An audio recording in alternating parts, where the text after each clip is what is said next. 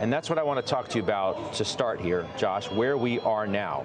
Because the damage that the president and the administration have caused to all of this doesn't just reverse in a day.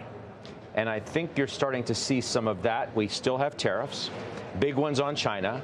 They're going to hurt growth. And that's why recession possibilities are still as elevated as they are. What do you see? I think this is like the aftermath of yet another bear market bounce.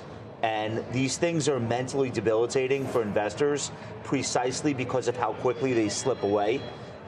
Yesterday is the 10th best day of all time for the S&P 500. I heard that breathlessly reported everywhere. I saw all the tables, all the graphs, all the charts. What didn't necessarily accompany that commentary was the context in which we've seen the other 9 best days of all time. And I'll spoil it for you. Typically, they take place in years like 1933 and 2008 and 1931. And they happen when the market is in a 75% drawdown, a 48%. In October 13th of 2008 was the 6th best day ever. We had a huge 11.6% run. We were already down 35.9% from the high. Yesterday is peculiar in that it didn't take place in a statistical bear market, down 20% or worse. It's a little bit shallower than that. But from my perspective, close enough. Horseshoes and hand grenades. The median stock was in its own bear market. Most sectors that matter with market cap were in their own bear market. So what happened yesterday, while it was exhilarating and remarkable and a lot of fun and a lot of backslapping and a lot of rich kids who are really proud of themselves because they grew up insulated from the consequences of their own actions, the end result today is, oh, wait a minute, maybe we put the financial crisis on hold, but we still get to have a recession. So that's how I feel. And I don't want to get too negative. And I'm not out shorting the market. I'm not a hedge fund. But I just want to give people a really accurate picture that this feels more to me like a classic bear market than it does a correction or a dip or a quote-unquote healthy pullback. Yeah. So, Steph, the VIX, which was at 50 yesterday and then got a lot of air taken out of that balloon, is on the rise again by a lot. It's at 42.5. It underscores, where we are. I thought Sarah's point was important, too, at the end of the prior hour. It's the dollar's worst day since 2022. The typical safe havens have not been such. Dollar bonds, munis, for example, which a lot of our viewers, I'm sure, are invested in. I'm wondering what you do in an environment, as I said, the damage that was caused here, the self-inflicted damage that was caused on these markets doesn't reverse in a day. It definitely does not. There's still a lot of skeptics out there. I didn't see anyone really reverse course that was negative, that went to positive. Numbers are coming down. Estimates are being reduced. They have been for a while. Target prices are getting cut. This kind of after the fact, Scott, to be honest with you. Look, it's not often. And in fact, in 33 years of doing this, I've never been up 9.5% in a day. We know the long-term total return in general for each year is 7.7%. So yesterday was great.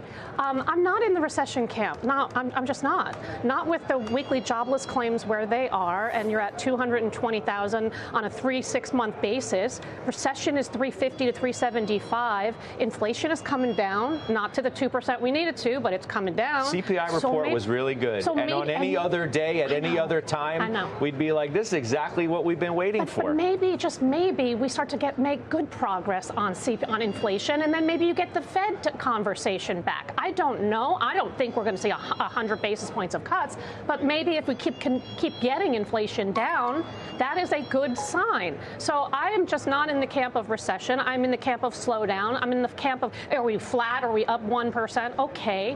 Now I want to hear what companies have to say in terms of earnings. Numbers, again, have been reduced dramatically. The stocks are down dramatically. I want to see how they respond tomorrow, starting tomorrow. You can't expect. If they cut, how do the stocks react? That'll be very telling to me. I know, but you can't expect, can you? I should ask you rather than make a declarative statement. Can you really expect that these companies who have absolutely no visibility whatsoever are going to give any kind of guidance on any level that sounds good? If they even are able to give guidance at all. No, but I got stocks down that are 25, 30% into that. I know, but right? if you're having a recession, they may not be down enough. But I'm not in that camp. I'm not in that camp. I just told you why. I'm just not. But I have stocks that are down a lot into the print. So the expectations are very, very low. And what is very clear is that Trump and Bessent are watching the bond market. You lose the bond market, you're going to lose everything. And that's why they actually reversed course yesterday, in my mind. Oh, it's clear that, the bond market's, ruling the day. We learned the lesson of how powerful the bond market actually is yesterday. Some comments from Jamie Dimon talking about recession apparently swayed the president as well. But again, I just look where we are at the screen.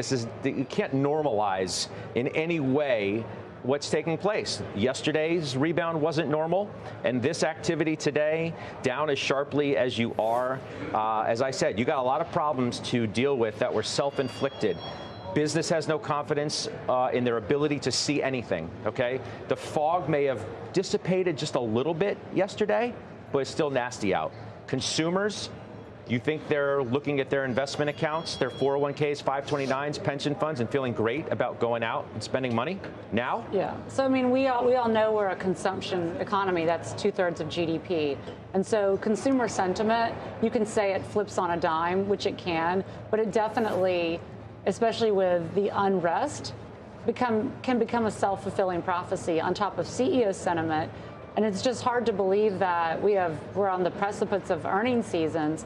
And I think every company is going to come out like Delta and say, I don't know guidance. How can you say that with a straight face as a CEO? And I think the banks will be really interesting because they're at the epicenter, because they have how much are they going to spend, M&A, et cetera. And so I think we're going to continue to be in this, I still think, this 2018 environment on steroids. And if you go back to 2018, you had 8 drawdowns between 8 and 15%. Half of those drawdowns were between 10 and 15%.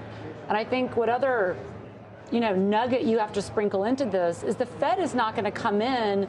There's no Fed put here unless, let's say, something breaks, but there's no Fed put because they're not going to be contra to a strategy or tactics they're not aware of. No, but if, people were speculating yesterday who just watch markets well, like Mohamed El-Arian, for example, who joined me on Closing Bell, that in his mind, the Fed wasn't that far away from having to do something.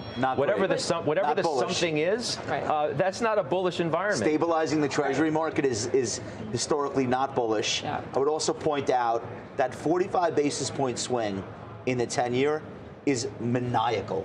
Like, this is not... Again, I want to say, it's a pullback. Just pick your favorite names and load up. I think you should be a buyer if you have a really long-term time horizon. You should not expect that the buys you make today will necessarily be rewarded a week from now. It's just a different environment. A 45 basis point swing in 3 days is the most that we've seen since 2022, which is another legit bear market. We've only seen that 7 other times going back to the year 2000. And on every single instance, the S&P was down 25% or worse. That we've seen that. So again, that is a classic feature of when the S&P is down big, you get those huge swings in the 10-year. Now, I want to take it a step further and say, okay, great, we have the carnage. Yes. I just don't know if it's gone on long enough to really register. You've got the market down 15% from highs, 18% for the NASDAQ. You've got stocks that are down 30, 40, 50% from their highs. Agreed. So I would say, there's things to be concerned about, but you've got to look at opportunities for the long term. But here's the problem. Then so you buy a stock 35% in the hole, come out with earnings not as bad as feared. Maybe they even give guidance. 43% of companies in the S&P 500 give sequential guidance, so that would be great. And then the stock rallies by 10%. You say, I made a great buy. And then a week later, it's rolling back over lower lows. This is the main concern right now, I think, amongst Wall Street strategists. It's not, are these stocks compelling values? It's, is there a trapdoor in what looks like it should be the low?